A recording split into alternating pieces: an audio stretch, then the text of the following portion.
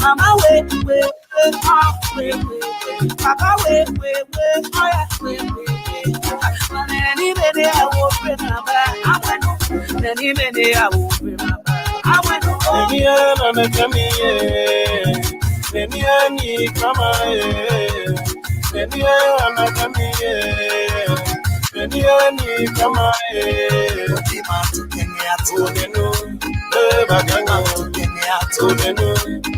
Excuse me, can you speak English? Ilawa Colelo, Yamini, Colelo, take me to your mama.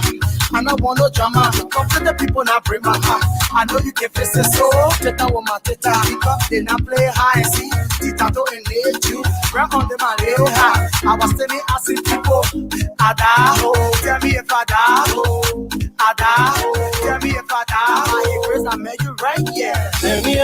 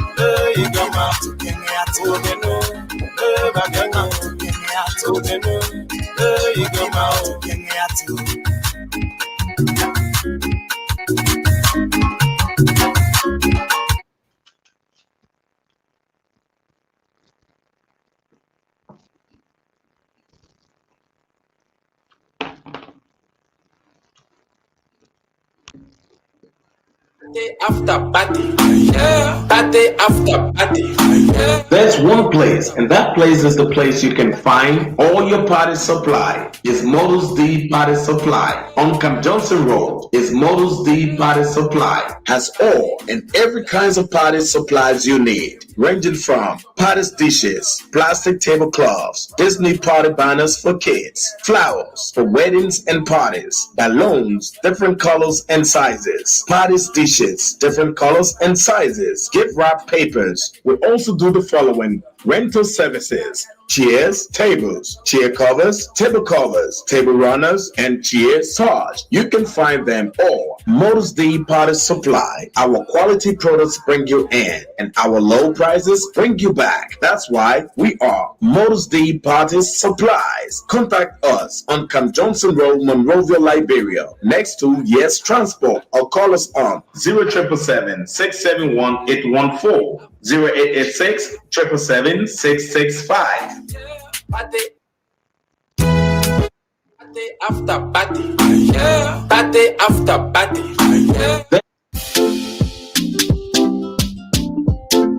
Black Hill Regional Park in Maryland comes alive on the 24th of July with an Independence Day country cook featuring a variety of Liberian DJs. Come and enjoy yourself to our Dummer special, juicy dry rice, pepper soup, and bitter leaf and fufu. Other DJs include rub potato greens, cassava leaf, rare oil potato greens, and so much more. Now, on the sideline of those dishes is the smell of our pepper color and roasted meat that will keep you salivating. Yes, it's the Independence Day Country Cook happening in Black Hill Regional Park, 20930 Lake Ridge. For inquiries and reservation, contact Makam Bayu on cell numbers 240-636-8994 or Malo Brople on 240-5516-742. If you are in the DMV area, you can't afford to miss it as it promises to be great. Come, let's dance to our favorite Liberian songs while we enjoy our favorite DJs. See, I see no time for check.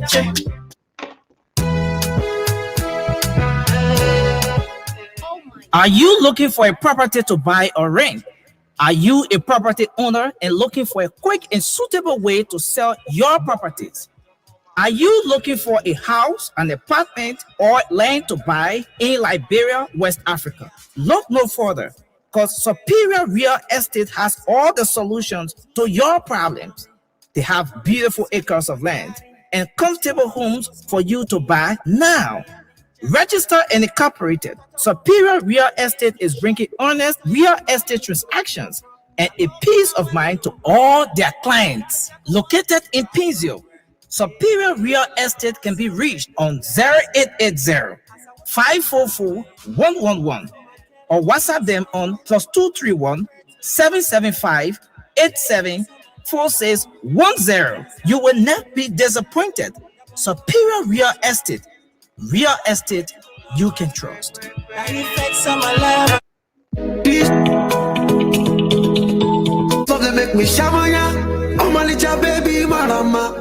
Are you looking for a place where to fix your keys if lost or damaged? Or are you thinking on how to duplicate your home, office, or car keys? Don't worry, because your worries are all over. AutoKey Liberia is the best solution to all of your problems. At AutoKey Liberia, we are specialized in all keys, programs, and professional in other keys and remotes of all techs. We are located at Say on Time Bourgeois Orland. Find us at Clever Mission Junction, ELW Community. For more information, you can call the following cell numbers: 0777-337-808 or 0886-530-512. Do business with AutoKey Liberia and thank me later.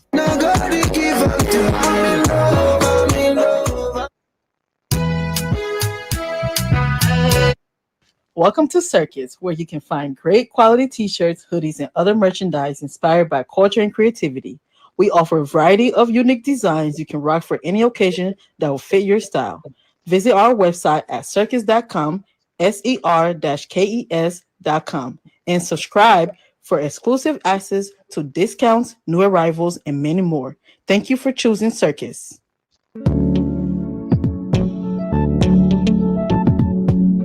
We all know the headache we go through sending money to our loved ones, friends, and family in Liberia. High fees, long lines in banks, the usual complaint of the system being down, such a waste of time and energy. That is why I was very happy when I learned that SendWave is now in Liberia. So now I can send money anytime from anywhere directly from my smartphone to the MTN Lone Star Cell mobile money account of a loved one, friend, or family within seconds for just a tiny fee. So download SendWave now to your phone from your Apple Store or Google Play Store. Add your details, and don't worry, they are very safe and secure. And start sending money today. Don't forget to insert the promo code COSTA to get free $5 credit added to your first transfer. SendWave is secure, super fast, and by far the most affordable way to send money to Liberia. I'm Henry P. Costa, and a very happy customer. Thank you. First day of June 2021. The time in Monrovia is 7:31 a.m. and the time in Delaware Bay is 3:31. And we thank God for being alive. We thank God for being able to be here this morning. Good morning, Boakai. Good morning, Costa, and good morning to our many listeners home and abroad. Another brand new week. We are here again to provide our best to the Liberian people. It's good to be here with you this morning. Folks, I I want us to take a few moments, to take a moment of silence, uh, to remember those we have lost in the past few days.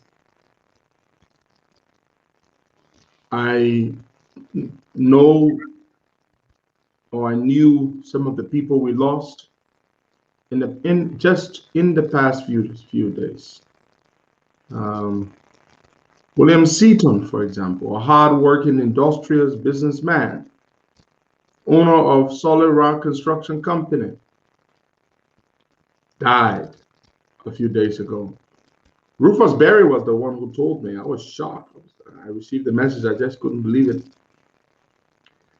Yere Allison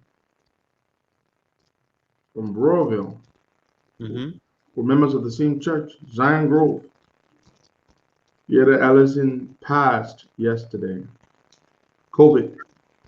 This new strain of COVID is terrible. My own dear sister, Miapegono, lost her dear beloved mother yesterday. Terrible, terrible. I mean, the list is long. Musa Ability lost his mother-in-law. It's just sad. It's just extremely sad. So let's take a moment of silence to just remember them, and then we can continue.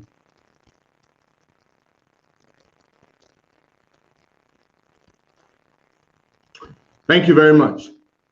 Folks, I am very worried, and I am very scared. And I do not easily scare, and I am not easily worried. But what is happening in Liberia right now with this COVID situation, it is very worrying and very scary.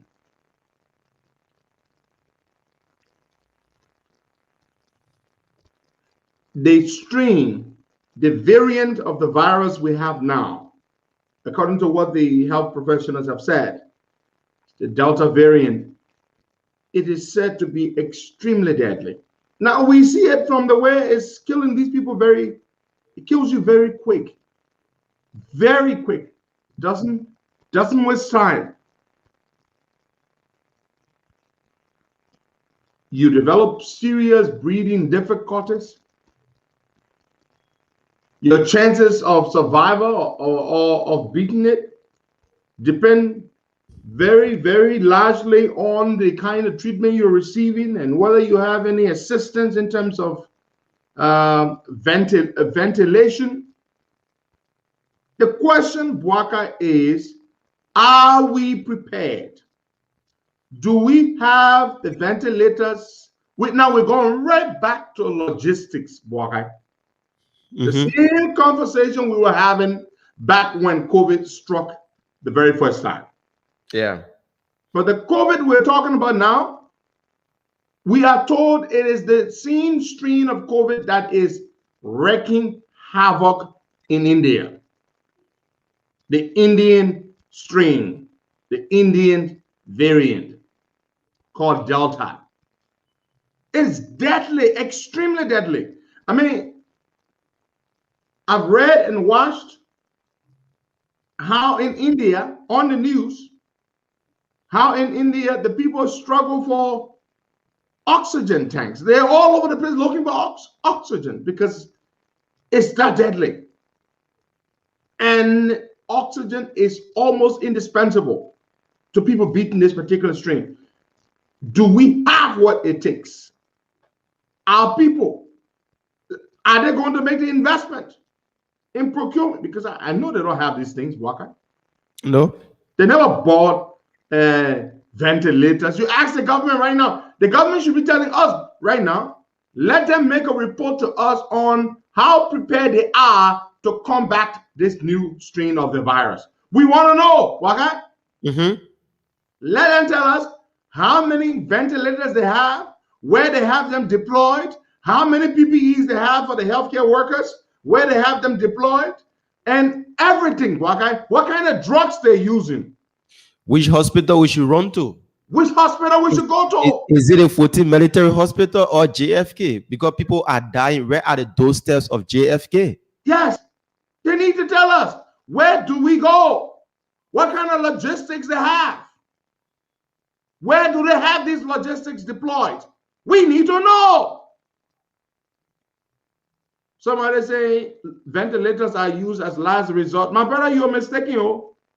This strain of the virus, they say almost immediately when it hits you, you need oxygen because you have breathing difficulties almost immediately. So what we need to know, brother, is let the government, let the Minister of Health and the Incident Management System and the NFL folks, let them call a press conference and tell the nation truthfully what kind of logistics they have. How many ventilators you've got, how many PPEs you've got in your warehouse, and which facilities people should run to that they will be able to be treated. We need to know all of these things, okay? And then we don't want to have a situation again where the healthcare workers are complaining that they're not getting paid and this is not happening to them. We need to know. That was somebody saying it. The Delta variant immediately attacks your respiratory system. That's what it does. It doesn't even wait. It's not like the other variants of the virus that are not so aggressive and a little benign. The Delta variant is aggressive. It's what's killing people. But how prepared is our government? How? Yeah, what they could do was just to put some regulations in place, or all entertainment areas should close by 9 p.m. or schools. This is not going to help, okay? Yeah, those are only. My fear is, folks, today is the 21st of June. If these people are not prepared to fight this thing, too many of our people will die.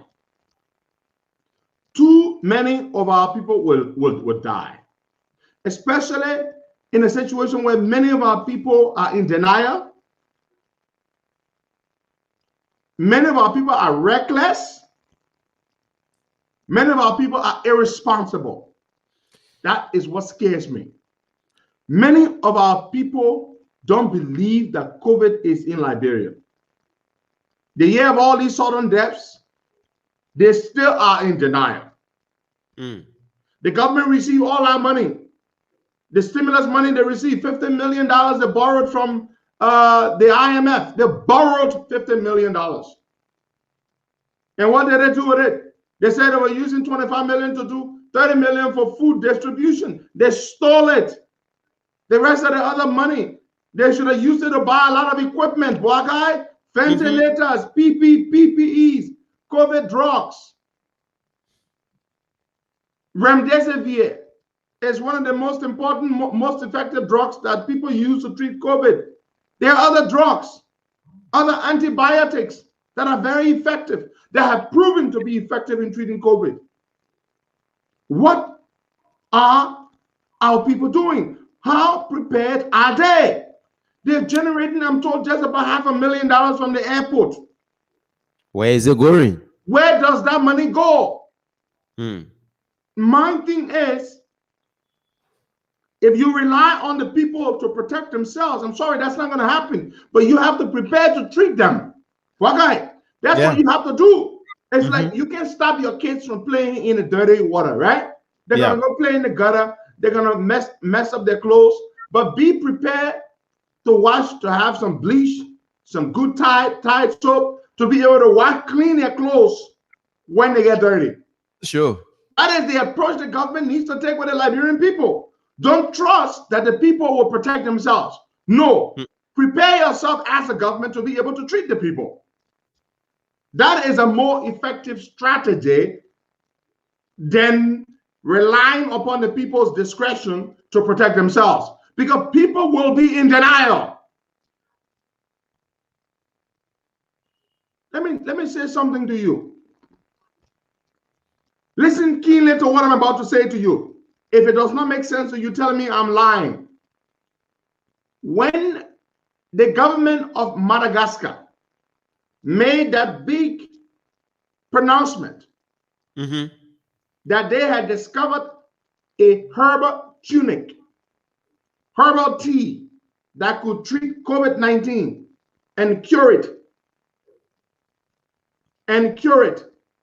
Our president, oh my God, in his usual publicity stunt, had the Malagasy people bring 3 little boxes containing the herbal tunic. They said it was a cure for COVID-19. George Weah himself drove to the airport dressed up in white like Willie Talbot, absent Talbot's brains. At 7 a.m. in the morning. At 7 a.m. in the morning to personally, physically take delivery of the 3 little boxes brought on that charter jet. Yeah. George Weah was so excited. The government made such a big deal of that stuff.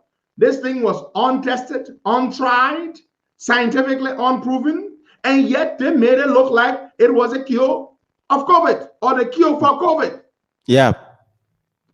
Only for us to find out that a few weeks later, COVID was raging hell in Madagascar and it was killing people left and right, and that herbal tunic was not indeed the cure for COVID-19. Now, then the international community on a program called COVAX or something like that organized and mobilized resources and donated 67,000 doses of the COVID vaccine to Liberia. When the vaccine came to Liberia, did you hear Mr. Weah make the same amount of noise and hype about the vaccine as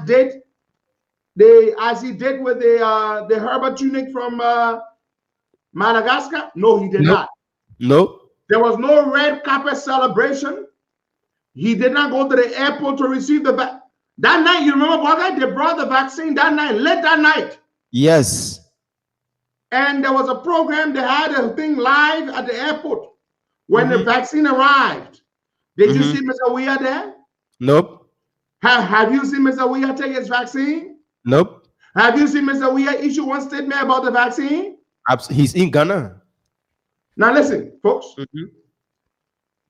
I am very reliably informed that when that consignment of vaccine arrived, facilitated by the American Embassy, through USAID and the European Union, all our foreign friends, I am told that when that consignment of vaccine arrived, free vaccines, under the COVAX program, Mr. Weah, I am told, was extremely angry. Listen to this, this is how the mind of an ignorant son of a swine works. They went to a cabinet meeting after the vaccine arrived. Now, they said the Ministry of Health people did this thing, working with the international partners. It was their initiative. Mr. Weah was so angry at the Minister of Health, he blasted that old woman like a small girl. He was banging the table. Y'all go bring vaccine here? Who told you to bring vaccine? Who told you to bring vaccine here? I'm not taking your vaccine. And true to his word, the idiot has not taken the vaccine. The kind of publicity Mr. Weah gave to the herbal tunic, medicine from Madagascar that does not work. It's not medicine, it's just useless water. Have you seen him give that kind of publicity to the COVID vaccine? Nope. Have you seen him appear in public to take his vaccine and post pictures and encourage people to take the vaccine? No, he hasn't. No. They say the man is a chronic vaccine skeptic. He is hesitant. He says he's one of those stupid people who believe that the vaccine, and by the way, those of you who still believe that the vaccine will make you green, the vaccine will turn you into a green monster, the vaccine will change your DNA or your genetics, Joe Weah is one of such people. You and him are in that same basket. The Simon Swan got angry. They said the men were banging the table at the cabinet meeting, blasting the Minister of Health. Who's here to go bring your vaccine here? I'm not taking your vaccine. But wait, are you not surprised, folks? Have you not wondered why this idiot who likes publicity, why you haven't seen him take the vaccine in public and post pictures? Have you seen any pictures from Kalasco? Of Joe Weah taking the vaccine? No. Nope. But you saw the idiot at the airport himself receiving that useless dirty water from Madagascar that they spent 71,000 US for that does not work. But the free vaccines that do work, have you seen him receive them? Have you seen him take a shot of the vaccine? No. Because the idiot is stupid and he's such a person that nobody can tell otherwise. If Joe Weah tell you something that this is wrong, all the people around him will say, Chief, this is wrong. Have you seen McGill take the vaccine publicly? Nope. Have you seen Samuel Twe take the vaccine? Absolutely. Have you seen Lenny Eugene Nangba take the vaccine? Have you seen Findabono take the vaccine? Have you seen Kalasco take the vaccine? No. George Weah and all of the people have not taken the vaccine. Because the idiot believes that the vaccine will kill him. Folks, imagine that. The guy is a stupid human being. He said he will not take it. Now, the international community, President Biden just announced the other day, the United States government has placed an order with Pfizer, Moderna, AstraZeneca to procure 500 million doses of the COVID vaccine. 500 million doses. Now, our president is a vaccine skeptic. He hates the vaccine. How is he going to encourage his people to get some of that free vaccine to give to our people when in a cabinet meeting he blasted the Minister of Health for even accepting the first consignment of free vaccine under the COVAX program? The man does not believe it. Because John Weah thinks the vaccine is bad, his people will not take it or they will hide to take it. Can you imagine that, boy guy? Because George Weah thinks that the vaccine is bad, his people will not take it or they will hide themselves to take it. But boy guy, come to think of it, have you seen any minister take the vaccine, boy guy? No. Well, folks, if we're lying, tell us. When was the last time you saw any official government take the vaccine? They still waiting for George Weah to take. Once George Weah for the president. Yeah, once George Weah take it, all of them, you'll see them with photos and doing whatsoever thing on social media. Thank you. They all know that the president hates the vaccine. And that's why they've all decided not to take the vaccine. They are waiting for him. Their lives depend on him. Because he hates it, they're not going to take it. Yeah, but Costa, the men benefited from the Herbert tea from our African brother. That's why, because we spend money to get out in there. $71,000. Yeah, the health minister Kim, she said it. She said we spend $71,000 on that particular few bottle of drinks, and it does not work. Yeah. So what they give you up free, they basically benefit anything for you. Go about carry out any publicity towards that. Yeah, because he hates the vaccine, he doesn't believe in it. That's why he's not even helping to promote the vaccine. But since the vaccine came, have you seen George Weah issue one statement urging people to take the vaccine? Nope. That's a key point. Shouldn't the president of the republic be encouraging people to take the vaccine? Yeah, but Costa, they roll out on a vaccine. When the vaccine came in the country, the rollout was to begin with the presidency. That was just how it was looking like. But listen, thank you. They published it for us. Yes. They told us that they were going to start administering the vaccine with the president, vice president, members of the legislature, the cabinet, the healthcare workers and so on and so forth. That's what it said. Mm-hmm. And guess what? We didn't see the president take the vaccine. We haven't seen the president issue one statement encouraging people to take the vaccine. But anyway, let's move on. So, folks, my advice to you, and we're going to spend as much time as possible discussing this. Be serious, protect yourselves. COVID is real. It is real. It is extremely real. They say you need to adjust your microphone. There's echo from me or something. That's what the folks are saying. Protect yourselves.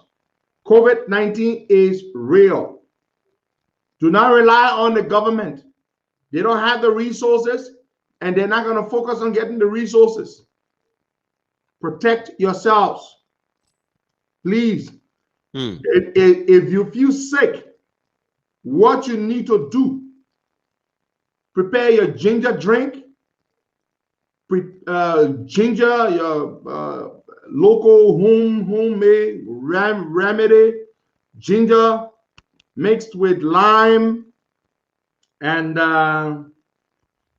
what else? Ginger, lime, and all that kind of stuff. Put it together, prepare it, and drink it. It helps. And take antibiotics, strong antibiotics. The moment you start having, you start feeling like you have cold, something like that, start taking your homemade remedies. It works. Prepare it yourself or have somebody prepare it for you and take it. It works. Sadly, many more people will die. It is very sad, but we can keep this number down. Ginger, garlic, thank you, Edward Hall. You can start preparing that, prepare it, and just have it. The moment you have, buy enough of it now already. Ginger, garlic, lime, everything. Fix it, drink it, steam your body. That's another thing. They say it works. Steam your body. Y'all take that thing seriously. And drink a lot of water. That's true. You know, get some Lipton tea too. Drink a lot of Lipton tea. It helps. It helps. You have to take this seriously. Our lives depend on this. People we know, we've lost a lot of people. We've lost a lot of people. Country spice. Thank you. Somebody said that too. Country spice works. Make this stuff and take it. It will help you. It will help you. Now, folks, listen. I just want to say this. While we are going through this situation, somebody said King juice works, but some people don't drink alcohol, so you can't tell them to drink King juice. But they say King juice works. The real King juice. That's what it said. For those of you who drink liquor, maybe you can drink King juice. Or some of you who can drink Gana. You can make your root bottle. They say it works. Yeah. Now I want to say this. Those of you who can afford to take the vaccine, go take the vaccine. Have you tried to take the vaccine? I will do mine today. They're giving it to the president. I will do mine today. I will send you the photo. All right. Well, to y'all better take the thing seriously. Me, I took my vaccine ever since. Yeah. Now y'all are one like real. We are worried about because we in America, playing the one until the vaccine. COVID can do anything to me now. The vaccine works. Okay? There is sufficient data to show that the vaccine works. Yeah, I'm COVID immune. Yeah. So you please try to take the vaccine. Don't take it for fun. Now, I want to say something. We have a crisis in the country. And yet, Mr. Weah will not change his attitude. You see, look, when you are not a leader, you are not a leader, man. No matter what, you're just not a leader. Yeah. Darius Dillon went to the Maserati County Health Team that is struggling, that is highly honor-resourced. and Dillon donated some money to the health team. $7,500, 50% of the money he received. And you would think that the health team, the folks were happy. They were very excited. They received the money from Senator Dillon. They took pictures. They published them. They were very excited because they need the money. The Maserati County health team. They need the money. He presented the money to Dr. Wapo. She's the head of the Maserati County health team. $7,500 could go a long way in helping the Maserati County health team. But the moment George Weah found out that Dillon had given them, the Maserati County health team, this money, the man is senator of Maserati. He gives money, public money, to the health team. George Weah called Dr. Wapo, the head of the Maserati County health team, and told Dr. Wapo to return the money. Return the money to Darius Dillon. Well, Dr. Wapo didn't seem to want to do it. So George Weah went through the Minister of Health, Wilhelmina Jala, and told Dr. Jala to instruct the Maserati County health team publicly to return the money to Darius Dillon. Dr. Jala went ahead, issued a statement, and ordered the Maserati County health team to return the $7,500 presented to them by Dillon. Return it to Dillon. Folks, this level of pettiness, this level of stupidity beats my imagination. George Weah is that stupid.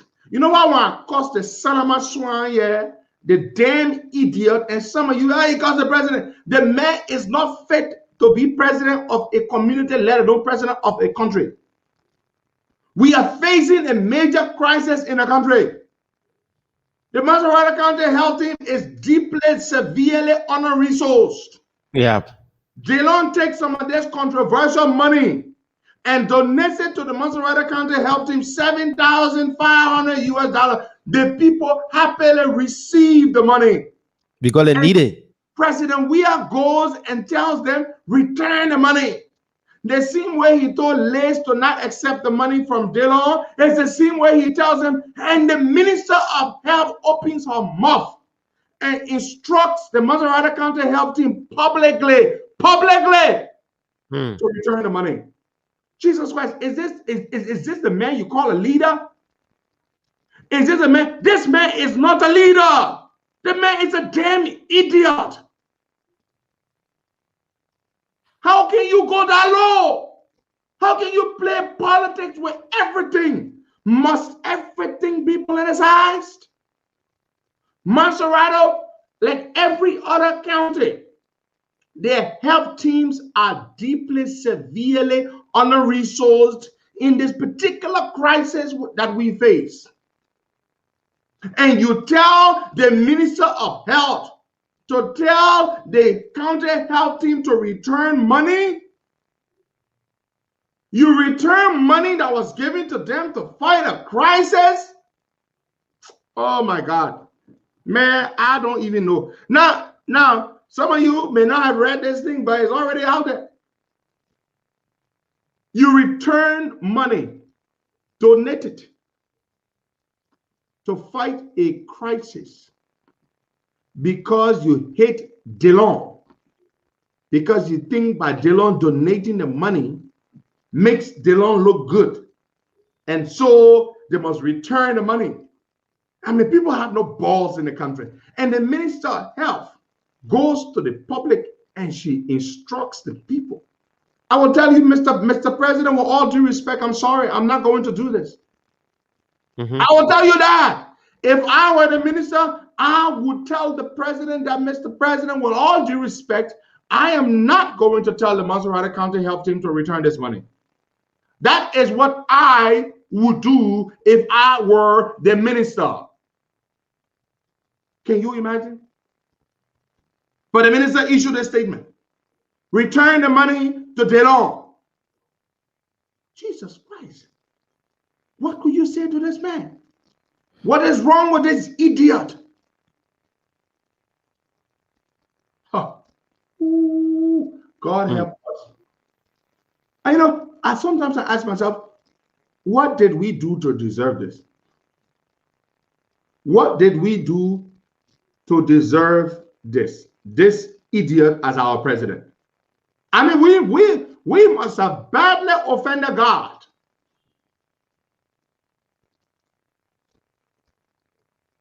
For him to permit this man to be our leader, we must have badly offended God. Badly. Who returns money? Who in need returns money or rejects money? Okay. The people accepted the money. We saw it. We saw the program. We saw the video. We saw the pictures. Sure. Then the Minister of Health issues a statement and tell the people, return the money to DeLong.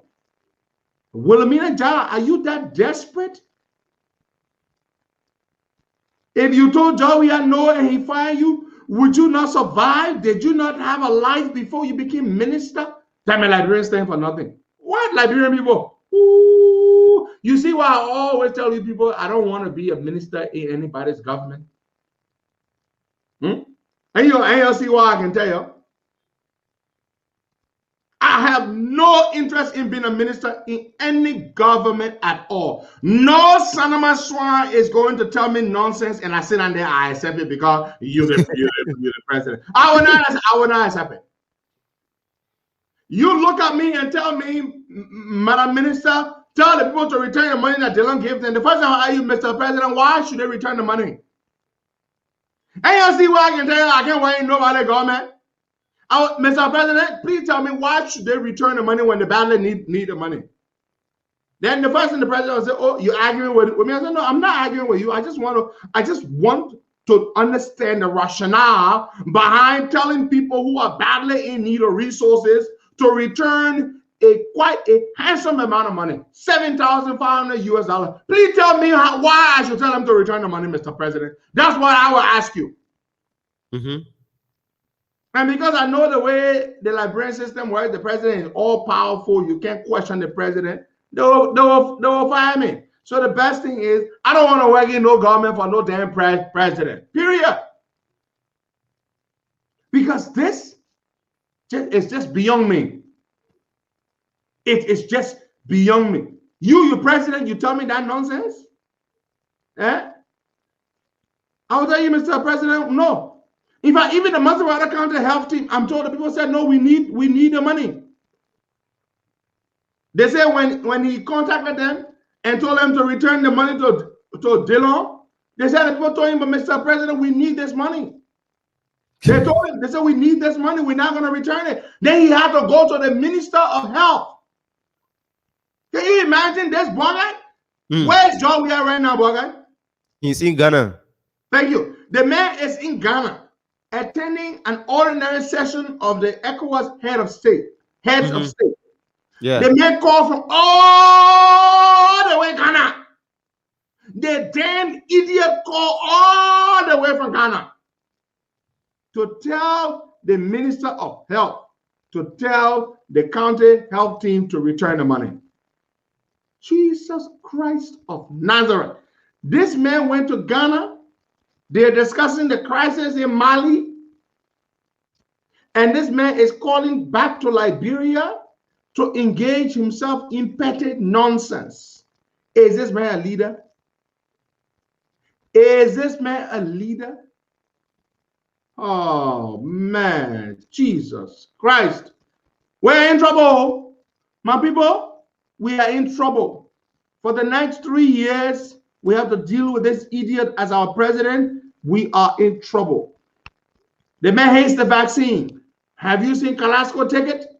Have you seen McGill take it? Have you seen Samuel Tuer take it? Have you seen Jefferson County Pipa Gucci Clan Mayor take it? Have you seen Finabono take it?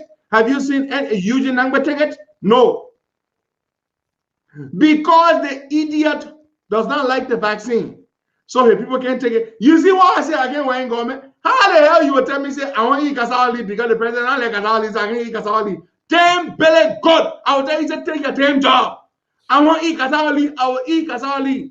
The president not like Kasawali, that is damn business. But Costa, for my own health, because the president not take vaccine, the I myself will not take the vaccine. No. How the president will not let something, then you go take it. Can you imagine that, Waka? No. But Waka, you know seditions. They like publicity. Eh? Have you seen them take the vaccine? No. No. They're not gonna take it. How do we take it when Joey not like it? How you brave to go take the vaccine?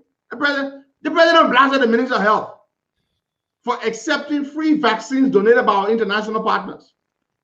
Right now, folks, if the people don't, if you don't see more vaccines come to the country, it is because George Weah has blasted the Minister of Health for accepting the first consignment of free vaccines. The Minister of Health now is scared.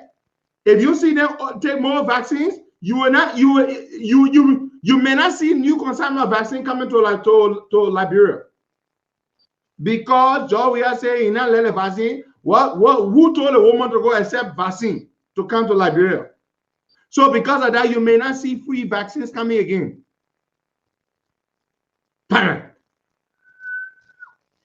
Jesus Christ. You know, this man is the least intelligent president ever in the history of any country. This man needs to go down in the Guinness Book of Records as the least intelligent, the most stupid man ever in the history of the world to become head of a whole country. Name one president you know who is as dumb as this idiot. In 3 years, this son of my swan has not held a press conference. 3 years. The last message he issued, by what was it? Was it not a pre-recorded nonsense? Yeah, pre-recorded. You know why they pre-record his speeches? Do you know why they pre-record the statements and speeches he makes? Do you know why? Guess why? Any mistake, they do some editing. Thank you. The reason why they pre-record his messages to play them is because he is not able to read normally by himself. So they have to pre-record. That means they do the first recording. Like you making a movie. They give you a script to play a part. You read the first one. I'm Henry Pedro Costa, and I am the hero in the movie, and I am here to kill you. Ba-bow. Now, you didn't say it the right way. They're going to tell you, say it again. So they will do first take, second take, third take, fourth take. If you're a doll like Jovia, they might even do a fifth take before they get the right one.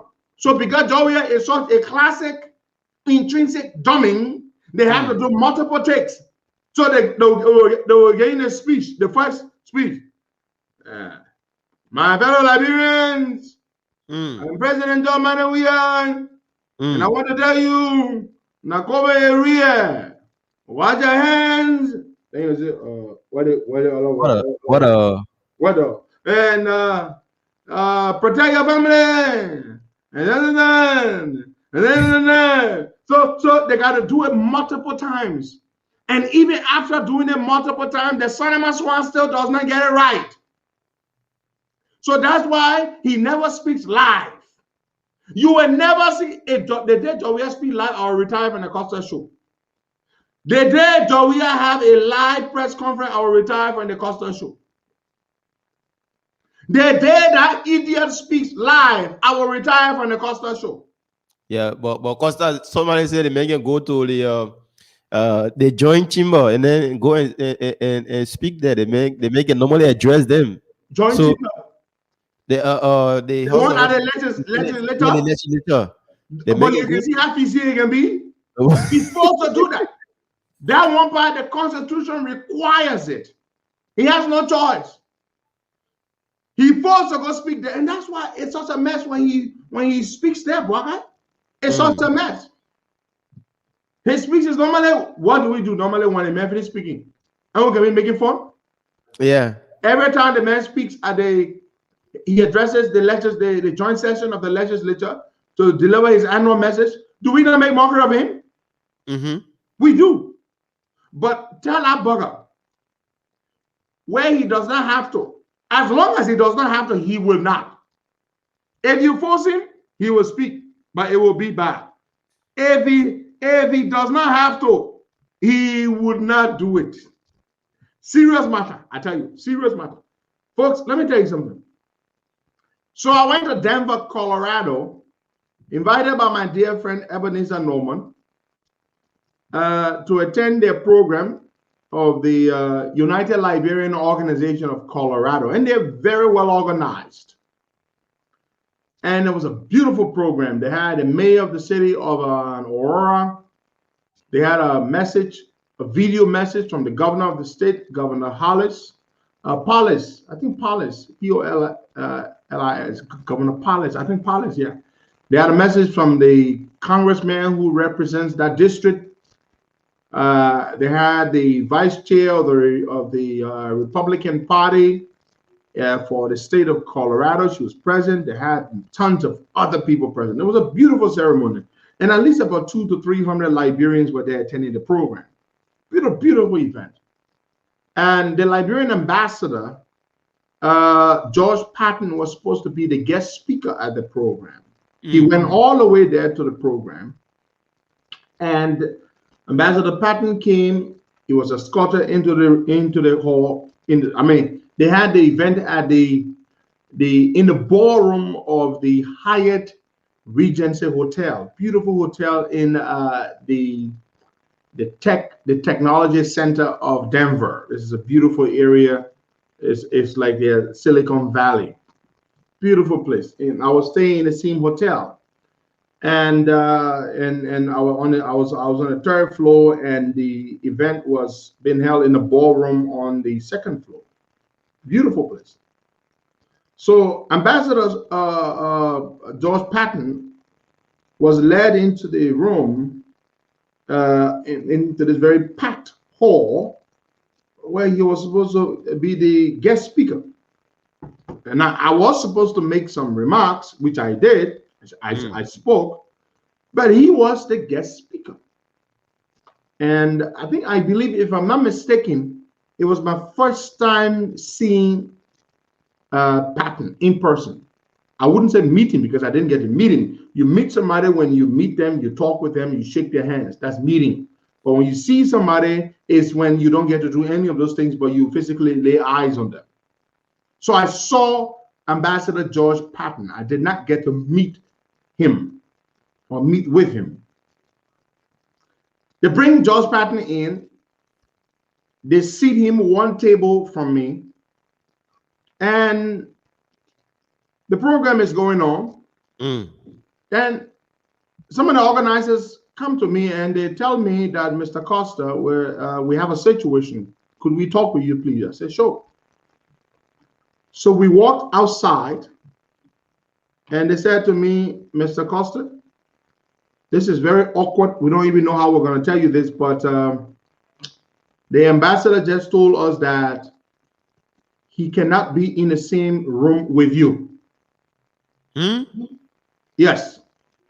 The ambassador, George Patton, the Liberian ambassador to the United States, who has jurisdiction over Canada and Mexico, has just informed us that he cannot be in the same hall with you. Therefore, he is leaving. What? Wow. I'm like, what? Huh? They say, yeah. They say, yeah. The ambassador say he cannot. You are an enemy of the government of Liberia, so he cannot be in the same room with you. So, in fact, he's already left. This man flew from Washington, D.C., went to Denver, Colorado, met with the mayor of Aurora, a former congressman, and the man said he will not be in the same room with Henry Costa. I said, damn it. These people must hate Costa. These people must be so much afraid of Costa. So I said to them, I said, okay, since the ambassador said he cannot be in the same room with me, then because I don't want to mess up the program and he is the guest speaker, I will leave and retire to my room so that the ambassador can have the whole place to himself. They say, okay, thank you for that. So what we're going to do, since he has already left and gone back to his room, we're going to go to him and tell him that Costa is going to leave. So they went to the ambassador's room and they told the ambassador that Mr. Costa is going to leave. Since you are a keynote speaker, we need you here, and you say you cannot be in the same room with Henry Costa. Henry Costa will leave the program, and you will come back to the program. The man said, "I'm sorry, but I'm not even coming back. Just the fact that Costa was even there, I cannot come back." The ambassador refused. Now I was prepared to leave in order for him to come, because I am the smarter person. I am the decent person. I was prepared to leave because I didn't want. My friend Ebenezer Norman is the president. He was elected president of the Liberian community, and they were having this beautiful ceremony with all these fine people there, all these American people from different organizations, and I didn't want to mess up the program. So I said, look, I will leave. Since the ambassador is afraid to be in the same room with me, is intimidated by my presence, I will leave so that the ambassador can come back. So they went up to the ambassador and said, Mr. Costa has offered to leave so that you can return. I was going to go back to my room and listen to some music and relax myself. But when they went back to the ambassador to tell him to come back, the ambassador said, no. That man did not return to that hall with hundreds of people. He did not return. The our Liberian American sister, Nikita Riz, who was elected state representative, had to step in and serve as the guest speaker. The Liberian ambassador ran away from Henry Costa at a program. Jesus Christ of Nazareth. Look, the thing was beyond me. I was like, what? So what am I now? Am I officially the greatest enemy of the Liberian government? The man said, and you see, look, this is what happened, right? When my friend invited me, he told me, he said, Henry, the Liberian ambassador will be at a program. Do you have a problem? I said, absolutely not. Why would I have a problem with the Liberian ambassador attending the program? He said, you comfortable with it? I said, I am perfectly comfortable with it. Then they told the ambassador, Mr. Costa will be at the program initially. The ambassador said, it's okay by me. But then the ambassador gets to the program, the ambassador changes his position. I suspect he must have received a call from his bosses. Now, Costa is going to be at that program. You cannot be at the same program. Yeah, but Costa, he was not going there for you. He was going to speak to Liberians. To the Liberians. And guess what? Yeah. The mayor of the city of Aurora, which has the largest Liberian population, had earlier met him that day. They had a luncheon for him earlier in the day. And the mayor had an honor that they were about to bestow on him, a medallion. They were about to bestow to honor the ambassador. The ambassador was not there to receive the honor. There's a guy called Dr. Malcolm Newton. He's an academic. He runs a college. They were about to bestow an honorary degree, honoris causa, honorary doctorate degree on the ambassador. The ambassador was also not there to receive it.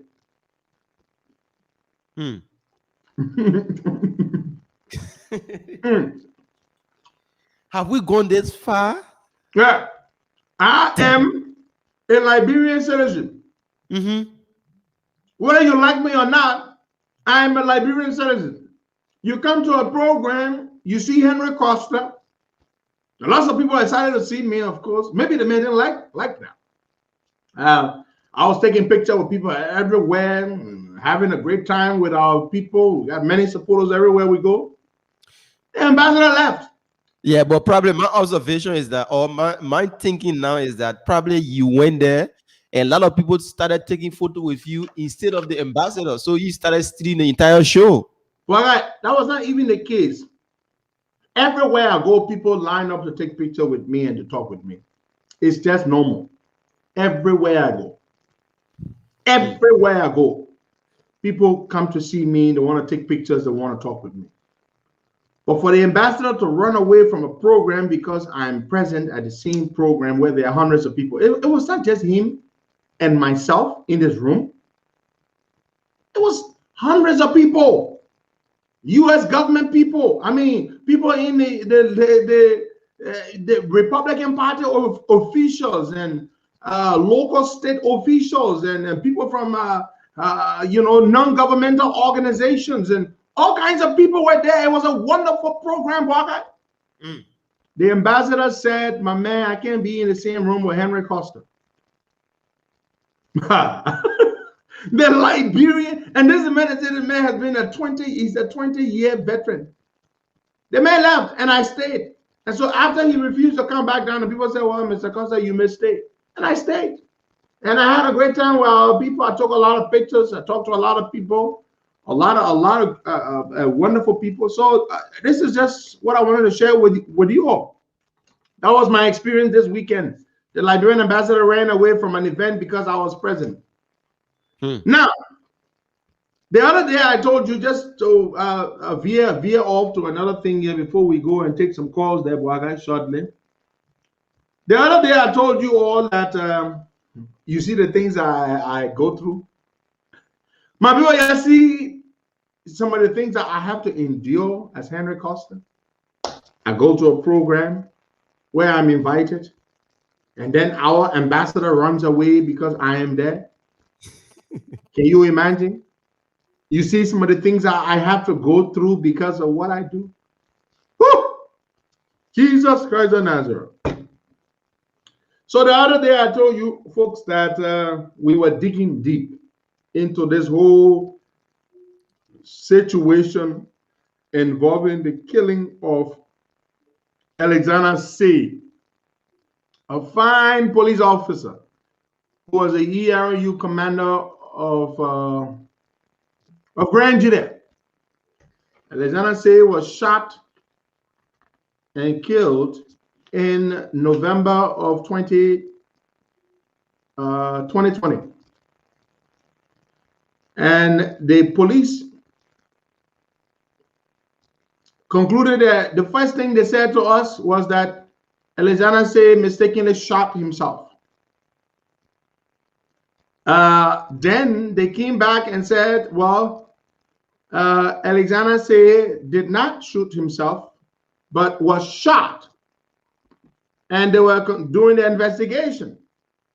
After a few weeks of their supposed or purported investigation, they came back and said Alexander Say was shot by Samson Peno, who was or is the NSA commander for Grand Judah. But there are certain things that they didn't tell you that I just found out, and I'm about to provide the facts, and I've got the evidence to prove certain things that I'm about to say to you folks. I told you we've been digging. So there were several individuals present. Listen to this. Samson Peno, the NSA commander for Grand Judah County, was present.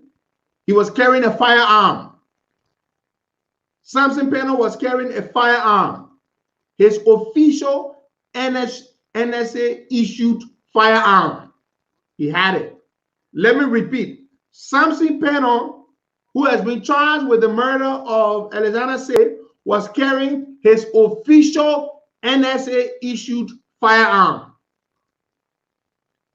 Joseph Osili, an EPS agent, was carrying a firearm, an unofficial, or as the police classify it, an illegal firearm. Eugene Sambola, an NSA agent, was also carrying a firearm, an unofficial or illegal firearm. Are you listening? Mm-hmm. Randy Scott, whom we were informed works for the company. We just got the evidence. Randy Scott is not just an employee of the gold mining company. He is a 25% shareholder in the company. I've got the articles of incorporation. I've got the documents right here. Randy Scott is also said to have been carrying an illegal firearm, according to the police. But listen now, folks. They say Randy Scott had a firearm. But do you know what? No. The police did not include Randy Scott in the charge sheet for illegal possession of firearm.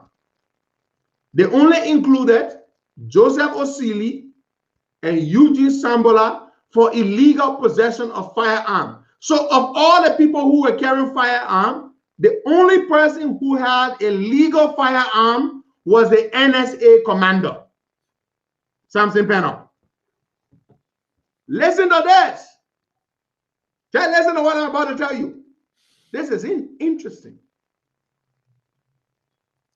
After the police sent Joshua During, who is an ERU commander. Joshua During is the one they sent to head the investigation into the shooting of Alexander Say. Joshua During is not an investigator. It must be said. Joshua During is not an investigator. He is an ERU commander. But this is the man Patrick Sulu sent. The reason Patrick Sulu sent Joshua During. Listen to this, folks. This is getting juicy. I told you who are going to be investigating this thing. Patrick Sulu sent Joshua During because Joshua During used to be commander in Grand Jita County. He knows Grand Jita. He knows the gold mine, everything very well. When Joshua During was sent to Grand Jita County to head up the investigation into the shooting of Alexander Say, I am told that Randy Scott, the man who owns 25% in the gold mining company, greased the palms, bribed Joshua During. Joshua During. Gave them good money. And that's why they produced the investigation report they produced. Now, I'm also told very reliably by police sources that Patrick Sulu, the Inspector General of Police, and Joshua During have been placed on a payroll by Randy Scott. That each month, Patrick Sulu receives $5,000 from the gold mining company. Joshua During receives about $3,000 each month. It's possible. Yes. It's possible. This is why the police did the investigation the way they did the investigation. Now listen to this, what I just found out this weekend. The same source that provided me the documents to show that Joshua During, that Randy Scott is a shareholder in the gold mining company, is the same source that gave me this other information. Listen to this, Wagai. The NSA offered. They went to the Liberia National Police. They said, look, you are saying that our guy, our commander for Grand Jita, Samson Penner, is the one that did the shooting. Yeah. We want you to submit all the weapons in your possession, including his official NSA-issued firearm and all of the other weapons. Give the weapons to us so that we can take them to the United States Embassy for them to do ballistics for us. So the embassy folks can do a ballistics examination to determine which of these weapons was fired and which of these weapons discharged the bullet that inflicted a fatal wound on Alexander Say. Let me repeat. The NSA, through one of its assistant directors, went to the Liberia National Police and they said, look, We have asked, we have interrogated our man, Samson Pennon, over and over. Pennon, did you shoot the guy? Pennon carries an official NSA issued firearm. He has 20 bullets. He said he had 10 bullets in his weapon in the magazine, and he can account for the other 10 bullets. You know, every assigned weapon, guy, when you sign for the number of bullets, you get when they give you the bullets, you can sign for them. Yeah. And you must be able to account for every single bullet. So the only person that carried an official weapon or firearm was Samson Pennon. So the NSA said, this guy has told us repeatedly that he did not discharge the bullet that killed Alexander Say. But because we are not convinced, we are telling you, for the sake of the investigation, turn over the weapons to us so that we may take the weapons to the United States Embassy, because we work with the embassy. They've done this sort of thing for us before. We want to ask the embassy to do the ballistics examination of all the weapons and the bullet that was extracted from the body of Alexander Say, so that we may determine which bullet or which weapon discharged the deadly bullet that caused Alexander Payne's death. You know what they said? No. Patrick Suru said no. Let me repeat. The assistant director of the NSA told the Liberian National Police, our guy, Samson Pennon, says he did not shoot, he did not fire or discharge his weapon. Yet, we were not there, so we cannot be 100% certain. Therefore, we've asked the United States Embassy to do a ballistics examination. To do a ballistics examination of all the weapons. The legal weapon, because only Samson Pennon had a legal weapon. All the other guys had illegal weapons. So we want all the weapons to take these weapons to the U.S. Embassy, so the U.S. Embassy can conduct the ballistics examination. Because we don't have the capacity to do ballistics. The Inspector General of Police, Patrick Sudu, told the NSA folks, no, I will not do it. Wait, but somebody offered to do free ballistics examination. Now, folks, all that stuff you're hearing, the reason why the people believe that Samson Pennon was the one that shot the man because he was the one standing behind the man, that thing cannot fly in the court of law. The stories have changed. There have been two stories here. The first story was that Alexander Say shot himself. Then the story changed to Samson Pennon shot Alexander Payne. Right there, there's a big red flag. The only thing that can solve this matter is a ballistics examination of the weapons. Do a ballistics examination of the weapons that all the guys had on them. The weapons they had in their possession.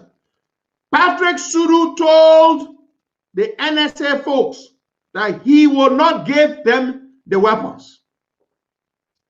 Folks, why is Patrick Sudu refusing for a ballistics examination of all the weapons? Why? That is the question.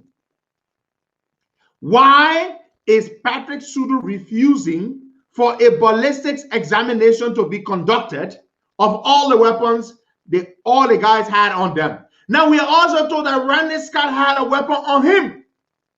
But Randy Scott is not charged in the police report for having an illegal weapon. Hello, folks. Randy Scott is a 25% shareholder in the company. I'm going to now read the documents to you, and I will publish the document today on Facebook.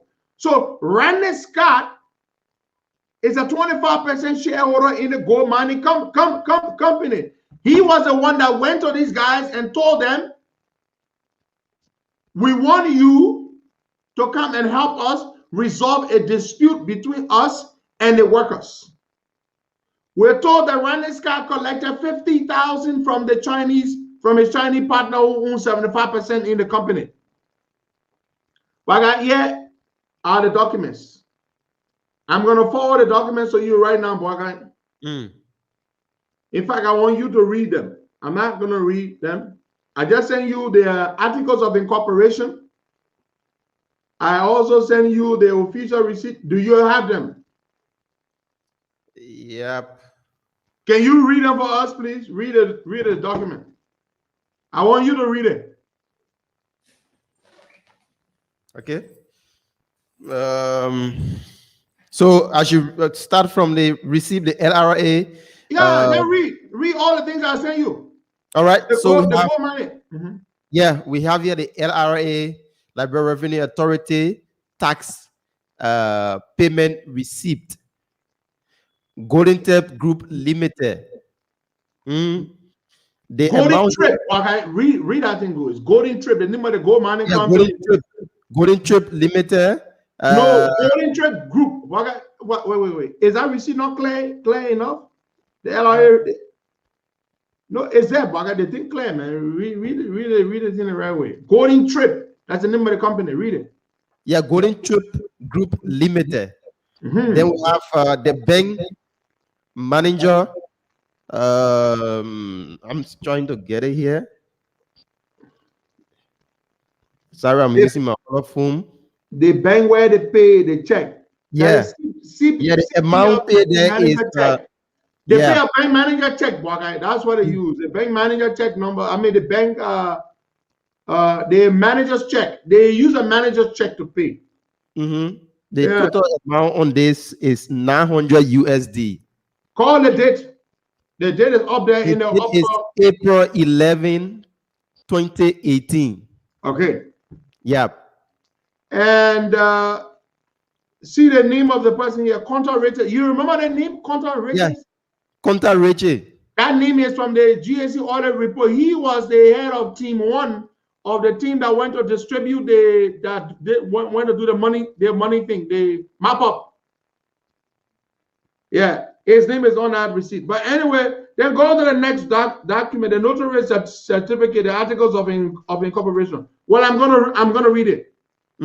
Notary certificate personally appeared before me in my office in the city of Monrovia, Montserrat County, Republic of Liberia, this 11th day of April 2018.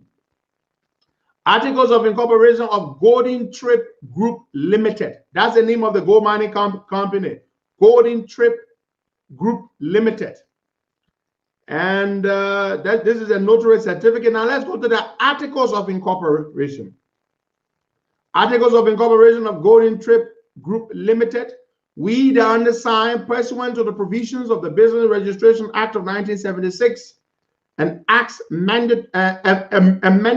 and supplementary thereto for purpose of forming a corporation, do hereby make, subscribe, acknowledge, and file into the office of the registrar of the Liberia Business Registry this application for a certificate of incorporation as follows. Article 1.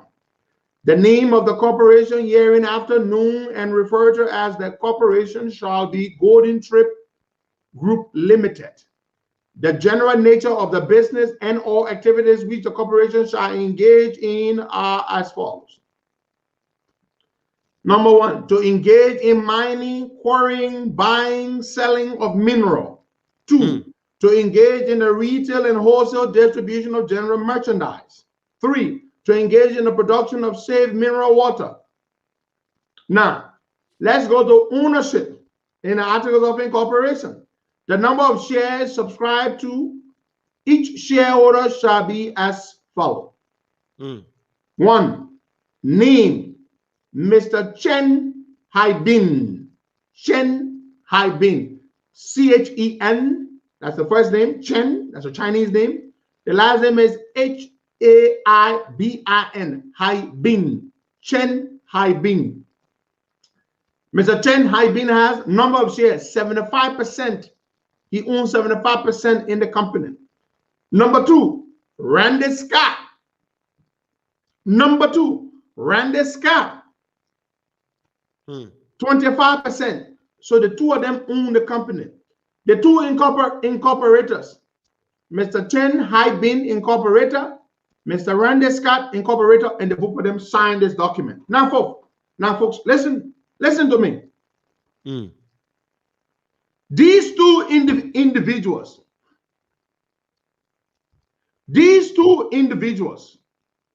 Chen Haibin and Randy Scott, own this gold mining company to the tune of 75% for Chen Haibin, the Chinese national, and 25% for Randy Scott.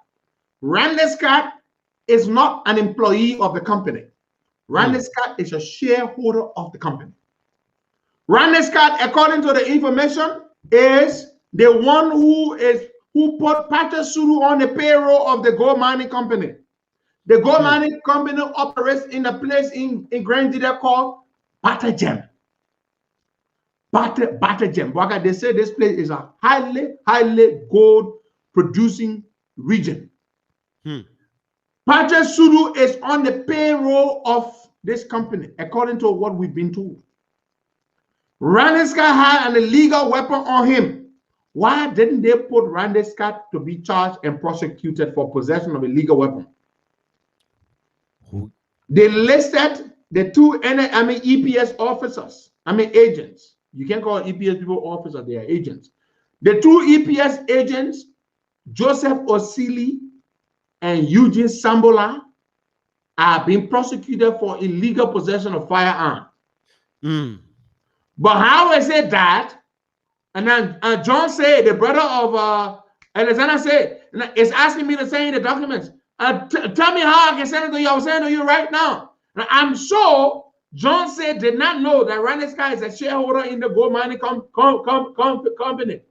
John said, are you also aware that the NSA asked the Liberian National Police to turn the weapons over to the U.S. Embassy for a ballistics examination, and that the police refused? I'm sure Brother John said did not know this. John said we are digging this thing up. Randy Scott is a 25% shareholder in the company. Randy Scott has put Patrick Suru is on the payroll. He's receiving $5,000 a month, and at the same time, Joshua During, who you went with, John said was telling her, oh, Joshua During was the one I had it. Joshua During is He said he did not know. Hello, Bagay. John said, the brother of the late Alexander said, just told us, he did not know that Randy Scott is a 25% shareholder in the gold mining company. Randy Scott is not an innocent employee of the company. He is a shareholder. John said, did you also know that the NSA asked the police to turn over the weapons, all of the weapons that were on the persons of the four individuals over to the police, over to the U.S. Embassy for a ballistics examination? Are you aware that they told Patrick Suru to turn over the weapons and Patrick Suru said no? You see that? I'm waiting for Brother John said to answer that question. John said, the brother of the late Alexander said, are you aware that the U.S. Embassy offered through the NSA to do a ballistics examination on all of the weapons, including the legally issued firearm that Samson Penno had on him? John said he does not know. John said, please send me a message so I can send you all the documents that Costa just sent. Brother has the documents. John said John said Patrick Suru does not want to find your brother's real killer. Patrick Suru has been placed on a payroll by Randy Scott. Suru receives $5,000 every month from the company. Joshua During is not an investigator. Why do you think they sent him? But why would they send an ERU man to head a homicide investigation?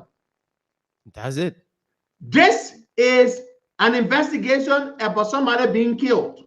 Why did they not send Conor Flomo is the head of investigation at the Liberia National Police. He's a veteran investigator. Why did they not send Conor Flomo, the head of investigation at the Liberia National Police? Instead, they sent an ERU man to head up a homicide investigation. Why is Patrick Sulu refusing to turn over the weapons to the U.S. embassy for a ballistics examination? How would you know which weapon fired the bullet if you don't conduct a ballistics examination? Patrick Sulu, the same source that provided us this document with the evidence that Randy Scott is a 25% shareholder in the gold mining company. John Say just said it. John Say, the brother of Alexander Say, just said Conor Flomo was left out. There you go. Thank you, John Say. He just wrote it himself. Conor Flomo is the commander, is the head of investigation at the Liberia National Police. He's been doing criminal investigation for over 30 years. Why do you think they left him out, John Say? They left Conor Flomo out because Conor Flomo is not part of the team. Joshua Drury is the one who went there. They bribed them. Who bribed them? Randy Scott. Randy Scott took care of them so that they can produce the investigation report that they produced. Just hold on. Just hold on. We'll get somebody calling from. Good morning. Where are you calling us from? I'm calling from somewhere around the world. Okay. I just want to tell you something. Okay, you are saying something. Just go ahead and repeat what you just told me. Eugene Samula, Joseph Osiri, and Rennie. Every one of them work for the EPS. Rennie started doing his business on what he had. He shop right to, or how you call it, place Boulevard. Here, he woman had a shop to Boulevard. Rennie Scott is an EPS officer. He and that Chinese guy have been together for a very long time. So they shouldn't play on our man Alexander City, so they kill the man for nothing. Rennie Scott, let me tell you, Joseph Osidi worked in the armory. Joseph Osidi is an armorer. He worked in the armory. Eugene Samula. Now the armory is where they keep guns. That's what he means. So what they say when they think about, but just to know all the things that when you covering up guys them up. Rennie Scott is an EPS officer. Rennie Scott, how Rennie Scott came to the EPS? To Danilo George. When they brought Danilo George to the EPS, the how Rennie Scott came to the EPS. Wow. The people just here running thing for nothing. Okay, my brother. Thank you so much for at least giving all that information. So, cause that man is an insider. He knows what he's talking about. Yes, he's been working with them. So, and you see, Randy Scott is the one who brought all the guys to go carry on the operation. Now I didn't know Randy Scott was in the EPS. They just said it. Yeah, like just what they said. Let's take more calls that walk. Now you see, why did they leave the professional investigators out? Conor Flomo is a veteran, 30-year veteran criminal investigator. He's a head of criminal investigations at the Liberia National Police.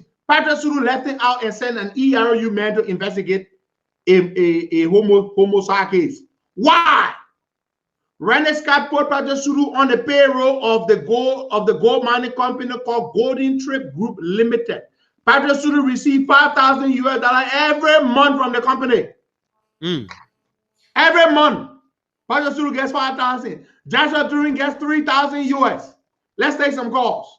That is the reason why Patrick Sulu does not want a ballistics examination of the weapons involved.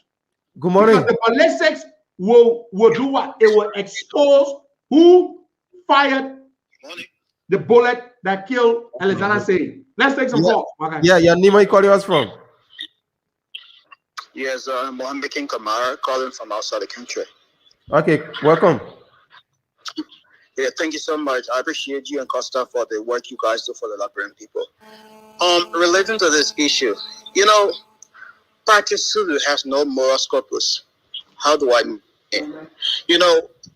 Sometime back there was an incident between he and one of his officers. He's under his GM man, one puppy, Melvin puppy, Greg. you know, when the news was all blown around. But hey, nothing came up about that whole thing, you know, why he abused this guy, his honor man. You know, Liberia is just a country where the law really don't work. It's written out fine in the book, but in the real sense, it don't apply. So we need to really see how best we can try to apprehend those guys. Patrick Sudo knows exactly, just like the other guy said, he knows what is going on. He knows the nuances and nuances of this whole case, but he has been held on to the evidence because what he's been paid. So we need to see how best we can bring him to justice, he himself, because the law is no respecter of any man. Thank you so much. Thank you, my brother. So Patrick Sudo, why would Patrick Sudo send an ERU commander to conduct a homicide investigation and leave out a 30-year criminal investigator who happens to head the investigation? Yeah. Who happens to head the criminal investigation division, CSD, at the Liberian, how they call it now, criminal service division or something, CSD. They don't call it CID no more. Why did they send an ERU man? Because Joshua During used to be commander in Grand, and he knows the gold mining operation very well, and he knows Randy Scott very, very, very, very well. That's why they left Randy Scott out. That's why Randy Scott is protected, because Randy Scott is the one who paid these people. Patrick Sudo receives $5,000 US every month. How do you think I know? Police people told me. They gave me the documents. They told me Patrick Sudo is being paid. Why do you think Patrick Sudo does not want to get to the bottom of it? Because he's been taken care of, he and Joshua During. Let's take some more calls there. All right, let's take this person here. Good morning. Your name, are you calling from? Good morning to you, poor guy. And me say good morning to Heron Pedro Costa. My name is Juan Godope, and I call from Tony. Welcome. Yeah, two issues quickly. The first issue has to do with the DeLong issue. You see, George Manuel Weah is just a satisfied idiot, like Costa said. Because they are just chasing DeLong all over the place. George Manuel Weah thinks that people should worship him. Everybody should bow down and worship him. And that is not the case. The man does not like criticism. Whenever you criticize him, then he sees you as an enemy. Then you want to bring you down by all costs. You see, let me give you an example. For example, in Kenya, Uhuru Kenyatta, when you were criticized by Raila Odinga for bringing sugar from other and neighboring countries, they did not see the criticism to be a bad thing. He saw it in good faith.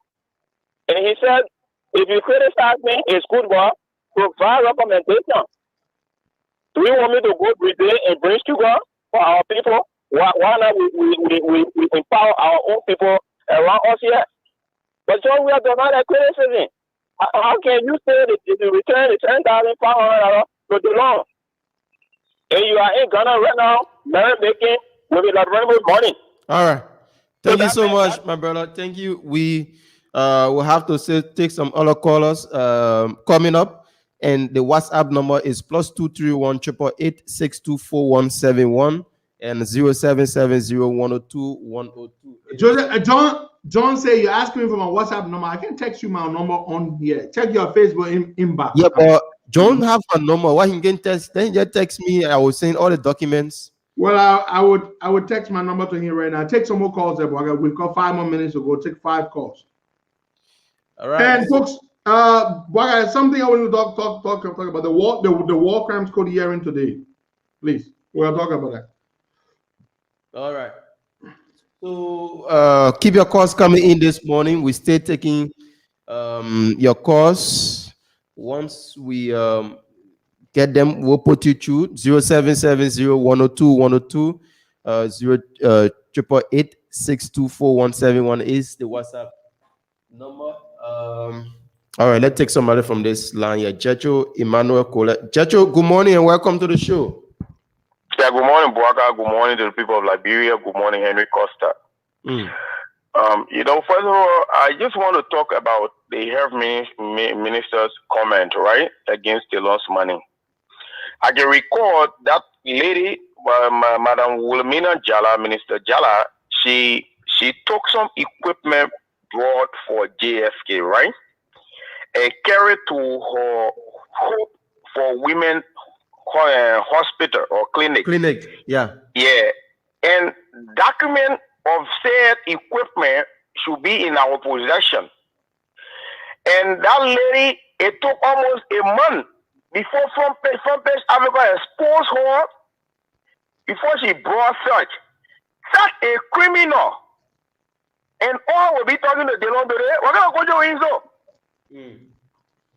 And see, so it was just quietly handled because she's minister, and then at the end of the day she returned it. That is what perhaps it did not go viral in the public. But she did it. Wilhelmina Jala. And that information is 100% correct, General. The governor of Liberia. She took it to privately use it. You know, such woman not talking about integrity. Has she ever had one? Then the issue of a package Suru. You know, that guy is just terrible. That's why we've always said he's just incompetent for this job. All the death or the mysterious death cases in his country, we've not found any investigative report on them to be very substantive. But you should call Johnson. Many of them. So a Paga Sulu is a cover up. He's come to be able to cover all the shady deals that happen in this shady killing that they are carrying on, or the secret killings. And that goes to George Weah. At the end of the day, accountability, we will place premium on accountability. You're not going to have people killing people like this and then no investigation. So we are kindly asking that every Liberian, this be a matter of concern for every Liberian. It's not just LSA today.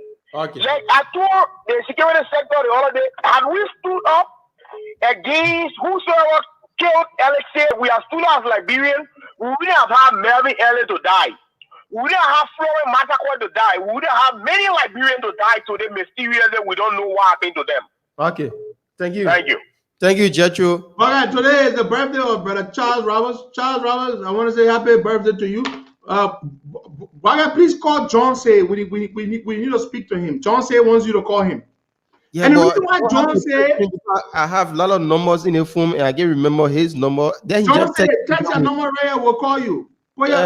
Check your inbox. John Say, go to your Facebook inbox. I just send you those documents there, and I want you to send me your phone number as well. We're gonna call you. Send me your number right now. We're gonna call you. Do that, John. Say we're gonna call you. Let me take this. Let me see. I see a call coming in. Let me see who's okay. Our brother. Good morning. Yeah. Good morning to you, Baka, and good morning to our little Henry P. Costa. Welcome. Yeah, my name is Basso, but I'm sorry for me calling you on the WhatsApp line because I checked the money and there was no credit. Okay. Hey, to the point, leader. Remember that the brother that just testified to his brothers here, he said something the other time when Waka put a call across to him. He said that when they went on the scene, there was no trace of any blood. The blood was raked out. That is number one. He said that.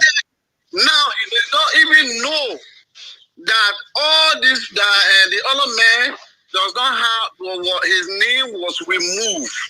But to tell you the truth, Patrick Sulu know what is going on. But because Patrick Sulu, his name is John says number. The other people on the payroll. Yeah. So I'm in contact with him. John, just hold on.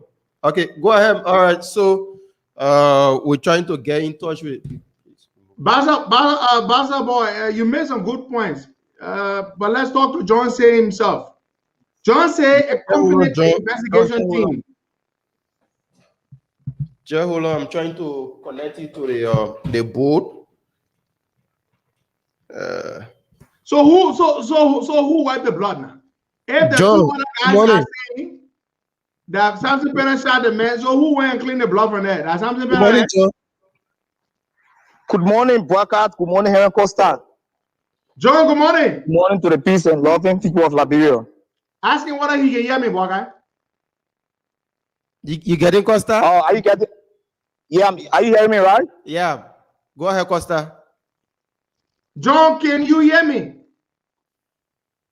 I'm hearing you, Henry Costa. I'm hearing you.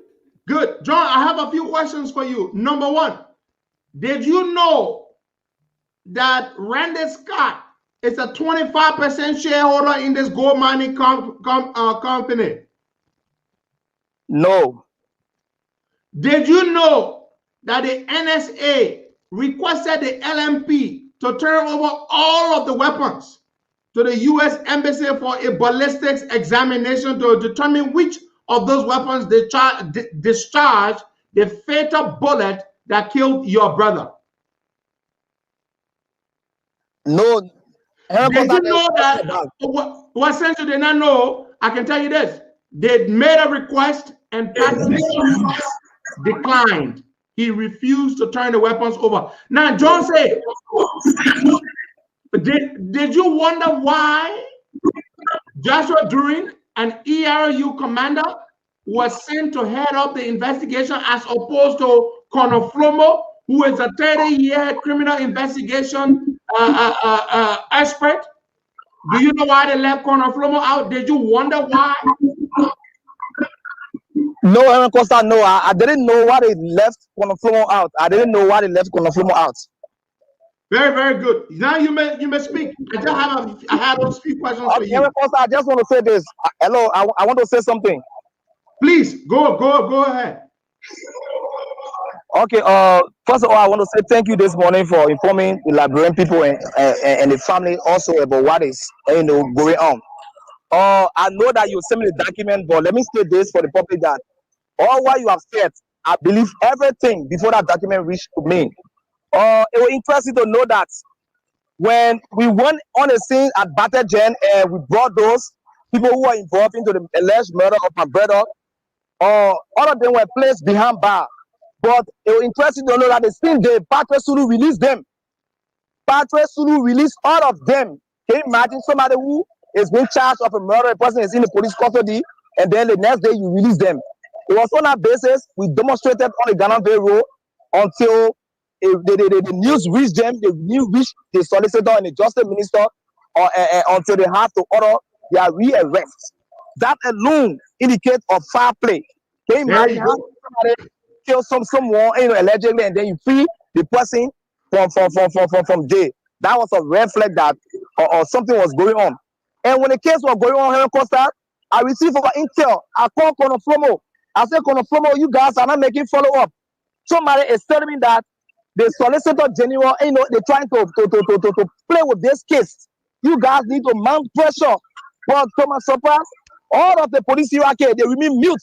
None of them didn't follow up. All because of what you are saying today. And you understand, because of there was a shaded deal that they were in. None of them made any follow-up on our case. They just said surprised as if to say nothing happened. And the case went through and they have to free Samson Penner, on bail, and they have to allow the rest, Joseph Osali, Rennie Scott, and the Eugene Samula, all of them to go. The police, they are acting as if to say they are nothing happened. But I just need that document. I will go live. When I'm going live, I will tag you. Patrick Sulu himself for it. If it is proven that Patrick Sulu is receiving salary, and you know say for honor gold man or for Rennie Scott, and even the Joshua doing is like a brother to my brother. Joshua doing, and you know say Joshua doing is like a brother to my late brother Alexander say.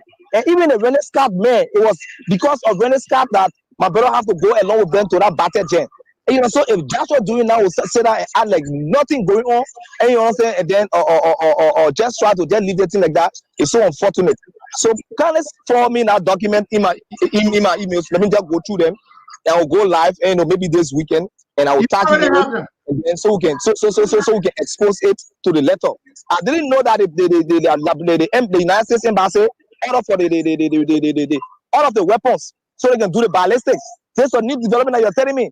So if the United States is ordering for the weapons, then it's something that we should all welcome. to establish who really did the shooting, to establish a killer. And you know what I'm saying? For them to refuse the United States embassy order, I mean, it's also a red flag. It's unfortunate. And you know, that is why I left that country, because when I already told the Project Sulu, because I know even that I was receiving text messages and threatening text messages and call as well. And you know what I'm saying? It's so bad. You can just kill somebody and just go in cold blood like that. So I beg you, please send me that document. I already sent them. Expose Patrick Sulu. Thank you very much. I already sent them to you. Alexander Say is DCP, Deputy Commissioner of Police. I'm sorry. Joshua During. Joshua During is DCP, Deputy Commissioner of Police. If you can remember, Boakai, during the protest at St. Moses, when the families of the 3 missing boys were protesting at St. Moses Funeral Home some months back, Joshua During was the one that led the squad to disperse the crowd and arrest people. Joshua During is the one that slapped the journalist. You saw that video? Yes, I posted. Joshua During is the one that slapped the journalist at the protest. Slapped the journalist. They seem Joshua During. He's the one that did that. Terrible guy. Joshua During is not an investigator. He is an ERU commander, Deputy Commissioner of Police. He had no business going to head up the investigation. They left Colonel Flobo out because Patrick Sulu and Joshua During had their deal. Randy Scott is making money. So those of you who thought Randy Scott was just, as the other guy said, an EPS agent, which I did not know, that anonymous caller, Randy Scott is no longer just some ordinary guy now. He makes money. He has a 25% share in the gold mining operation called Golden Trip.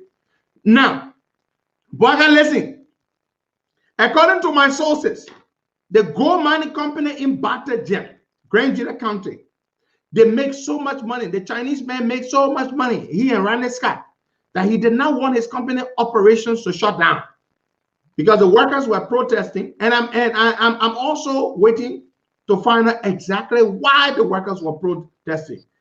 But what I've been initially told is that it was regarding how they are treating their employees. The workers don't feel happy. They are aggrieved. And so that's why they were protesting. Now, what I've been told is that they're making such good money.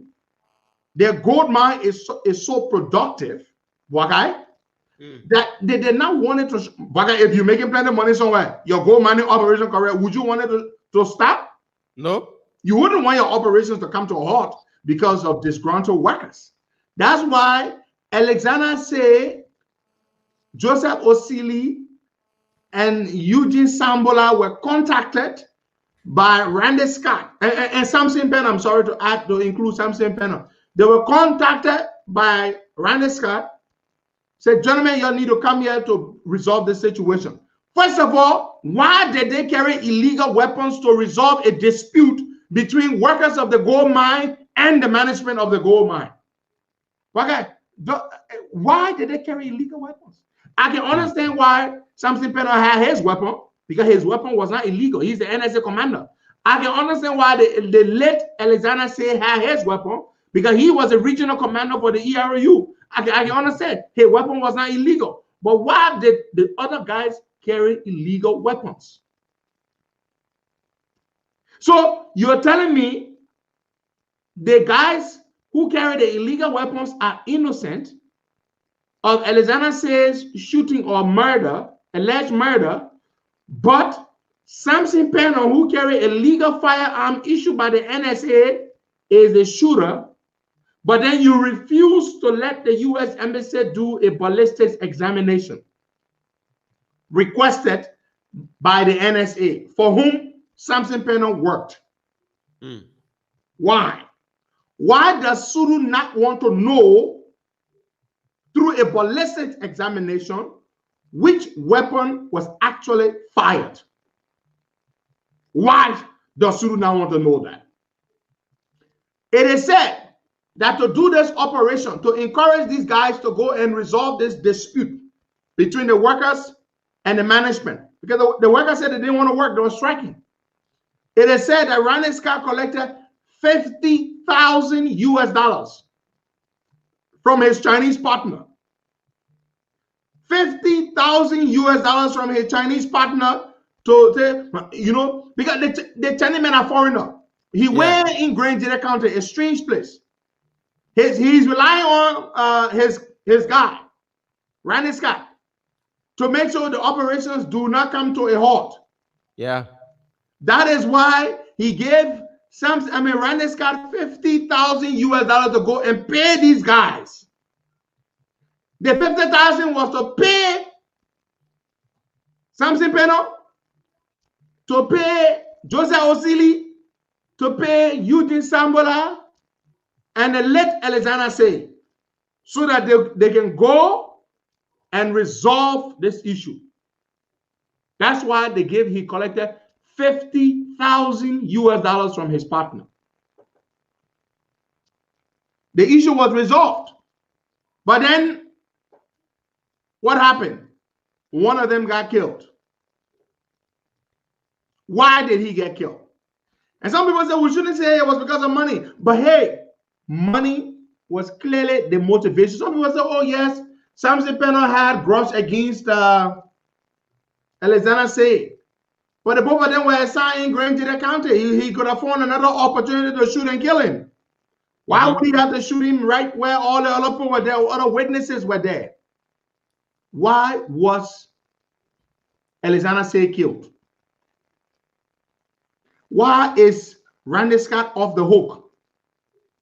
Why are the other two guys only being charged with possession of illegal firearms? But let's take 3 more calls. $50,000 US, not 15. 50,000 US is what Randy Scott is said to have collected from his Chinese. The Chinese man was scared. The Chinese man don't want a factory to close down. I mean, his lucrative gold mining operation to close down. No. Battle Gem. For those of you who do not know, I am told that Battle Gem in Grand Jira is a highly productive gold mining terrain. Highly productive. And that's why the Chinese man got a gold thing. They've been operating there since 2018. So what they did, Randy Scott put Patrick Sulu on their payroll. He gets $5,000 US every month. Let's take a few more calls and then we'll close up. Three more calls. All right, let's take our brother from Germany. Good morning. Welcome to the Costa Show.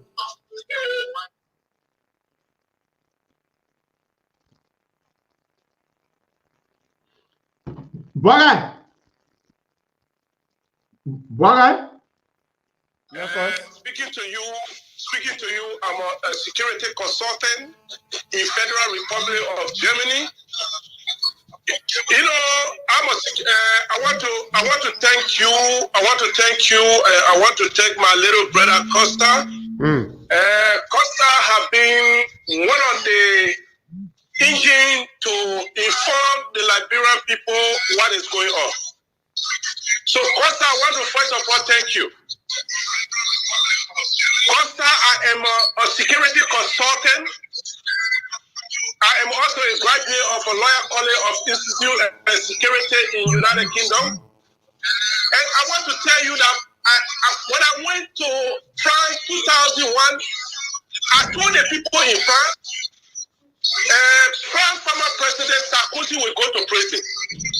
And the people denied me. I told the people, if they investigate Sarkozy will go to prison. Costa taken from me for free. When the criminal investigation I conducted in Liberia, Patrick Susulu will go to prison. John Weah will go to prison. Because according to my security analysis in Liberia, that the 5 people have been assassinated in Liberia without no information. Without no information. So, what kind of development is going on in Liberia? You are killing the citizen you say you are developing. Patrick Susulu will go to prison. The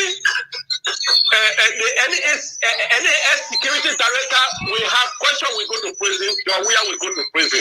Okay. I'm telling you people, because you cannot be assassinating your citizen in a country for you to go Thank you. So thank you very much, Costa, and thank you for bringing the view of the Liberian people. Thank you for giving all the information with the security people in the diaspora. Thank you very much. Thank you so much for calling us. We're trying to see if we can take another person from this line. Okay, big brother, Samukai Conan, you are calling. Just call back quickly so we can have you. Probably you have something. Now, brother, listen to this point that I just got from my police source. When Joshua Durin slapped that journalist, which was captured on camera in video, Patrick Sulu threatened that he was going to suspend Joshua Durin for that physical assault of that journalist who was simply doing his journalistic duty. Do you know what Patrick Sulu did? Patrick Sulu never suspended Durin, because Patrick Sulu and Durin are like this. They are very close and they do all kinds of dirty things together. Why do you think the man was never suspended? This is, for Christ's sake, the man slapped the journalist for nothing.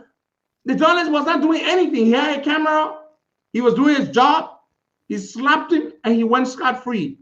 It's because of what Sulu and Durin do. That's why Sulu sent Durin to head up the investigation, because they are both working together. And Durin used to be commander in Grand Jida. He knows the terrain very well. And Randy Scott is the one who is paying them 5,000 US every month for Patrick Sulu and 3,000 US for Joshua Durin. That's why they never got the real investigators involved. Now, as John said, why would you arrest people who allegedly murdered a fellow police officer? You put them in jail, then you release them the very next day. I mean, the same day. You remember what John said when he called? Yeah. Patrick Sulu arrested these guys, put them in jail, and set them free the same day. But because the people were protesting, that is the reason why they put them back in jail and later charged Peno with the murder. That's what happened, all the shooting. Now, thank you, folks. We will be back here. Now, before we go, let me inform you. Today at 12 noon Eastern time, not Liberian time, 12 noon will be what? 12 noon Eastern time will be what time in Liberia? I'm thinking. 12 noon Eastern time will be what time in Liberia? It'll be 4 p.m. Today at 4 p.m. Liberian time and 12 noon Eastern time, the United States Congress will be hosting a hearing. I'm going to put a link right here. If you want to watch the hearing live, I'll put a link here. And I'll also share it live when it is on. I will put the link right here and you can watch it live. The hearing, the war crimes hearing, will be held today. The purpose of the hearing exclusively is to discuss the proposal for the establishment of a war and economic crimes court for Liberia. Today, the United States, Tom Lantos, Human Rights, I'm going to share the link right here. This is it right here. I just shared the link. That is the website.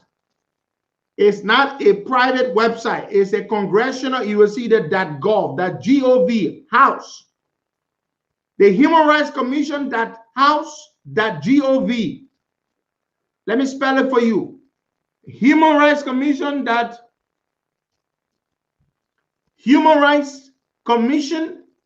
House of Representatives. That's what it means, House. .gov, which is the government. That's where you go. Today, that is a link. At 4 p.m. Liberian time and 12 May Day, American time, the United States Congress, through the Tom Lantos Commission, Human Rights Commission, the Tom Lantos Human Rights Commission of the United States Congress. Now, some of you might be wondering, what is the Tom Lantos? The Tom Lantos Human Rights Commission is under the U.S. Congress. That's the way it works. It is under the U.S. Congress. It is co-chaired by one Republican and one Democrat. The Republican is Republican Christopher Smith, a 41-year veteran in the United States House of Representatives. The other co-chair is Congressman James P. McGovern. He is a Democrat. So Christopher H. Smith, who is a member of Congress, is the co-chair on the Tom Lantos Human Rights Commission. He's one of the co-chairs. The other co-chair is James P. McGovern. He is a Democrat. He's a member of Congress. James P. McGovern also happens to be, I'm going to tell you, James P. McGovern also happens to be the chair on some very powerful committees in the United States Congress. He is the chair of the House Rules Committee. Now, the House Rules Committee is one of the most powerful committees in the United States Congress. One of the most powerful committees. The House Rules Committee is not a small committee to play fun with. So James P. McGovern is, in fact, the House Rules Committee is the most powerful committee. I said one of, but I was checking just now to correct myself. I wanted to be definitively positive. The most powerful committee in the United States House of Representatives is the Rules Committee, the committee that makes the rules. And that is the committee that is chaired by Democratic Congressman James P. McGovern. Now, somebody may ask, why is this committee the most powerful committee? The House Rules Committee. The House Rules Committee is the most powerful committee because they make the rules. They make the rules. That's why they're the most powerful committee. And the guy who chairs this committee is a Democrat by the name of James P. McGovern. And James P. McGovern is the co-chair on the House on the Tom Lantos Human Rights Commission. Today, June 21, today at 12 noon Eastern Time and 4 p.m. Liberian Time or GMT. These two gentlemen, Congressman Chris Smith and Congressman James P. McGovern, will co-chair this congressional hearing on a proposal to establish a war and economic crime court for Liberia. And several Liberians will be testifying. Let me give you the names of the Liberians who will be testifying today. Now, there are other people who may testify whose names may have been withheld. But the names that have been published so far, they are as follows. Yacindi Martin Pei, Jerome V. Verdier, Esquire, Michael Mueller, and Dr. Alan W. White. I'm going to give you the names again. Yacindi Martin Pei, Jerome V. Verdier, Esquire, Michael Mueller, and Dr. Alan W. White, last but not least. Now, more witnesses may be added, according to them. They will add more witnesses as may be required. They may add more witnesses as may be required. So, today's hearing is on the proposal to establish a war and economics crime court on Liberia. And the hearing is a congressional hearing. It's headed by one Democrat and one Republican. Thank you. Joshua During is now, his code number is Unit 142. He is the head of Maserati County. He has the command, Maserati County Command. So that is a link. The hearing will be, they will cast it live. And I will publish it when it is been live, when they bring it to you live.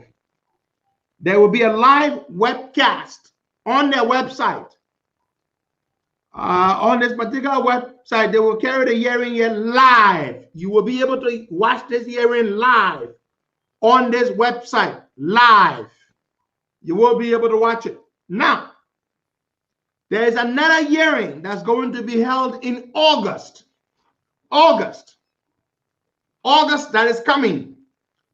This other hearing will be on corruption, the pervasive, unrelentless corruption that is happening in Liberia, and human rights violations and abuses. That other hearing will be held in August. It is at that hearing that I might be testifying. I say might because I do not entirely control it, but I have been told I will testify. But it is at that hearing that I, your humble servant, might be testifying. So today, I will share the link while the hearing is happening live so that you all may be able to watch it when it is happening live. Thank you so much. God bless you all. And have, you remember, brother, when I told the people that there will be hearings, congressional hearing, what the people said? Is it you're lying? Okay. For months, I was telling you, I said, hearing coming, congressional hearing coming. Oh, Costa lying, man. What do you know about hearing? Yeah, yo. The first hearing that today, the other hearing that that August. After the hearings, a number of things will happen. A number of interesting things will happen. One of those things I will not tell you. One of those things I will not tell you. But the other one I will tell you. The US government people will put increased pressure on the Liberian government to cooperate to bring the war crimes court after this hearing. The other thing that will happen, I will not tell you that one. I will know. And don't somebody, but I even can read me and say, Costa, what's the other one? The other one that will happen, I will not tell you. But after this hearing today, the Congressional Committee will work with the State Department. They will bring tremendous pressure on George Weah to cooperate for the establishment of the War Crimes Court. The other thing that will happen, I will not tell you. When it's happened, when it has already happened, then I want you to remember. Say, oh, I will tell you that this is the other thing that is going to happen, that I told you was going to happen. The other man asked me, where can we find a link? Tell me some of your dollars. I put a damn link right here. You on Facebook, you watching the link here, and you asking me where you can find the link. Tall man. So there will be another thing that will happen, which I will not tell you. But when it happens, many of you will celebrate. You will celebrate. You will celebrate. And that is in regard to the War Crimes Court.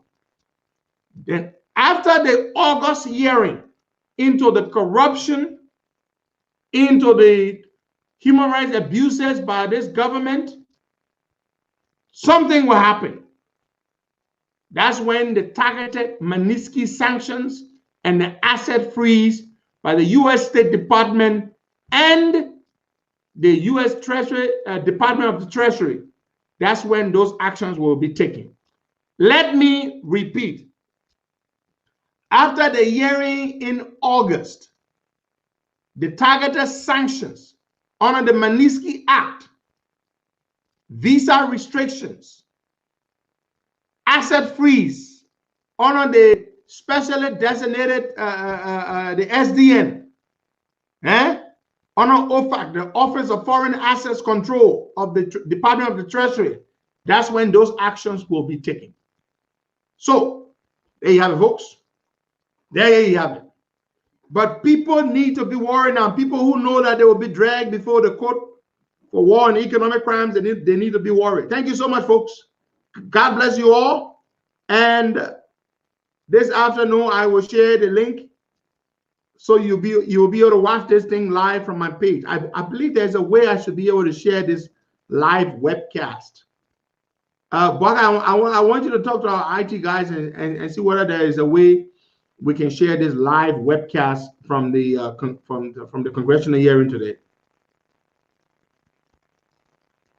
Thank you, folks. We will be back here tomorrow.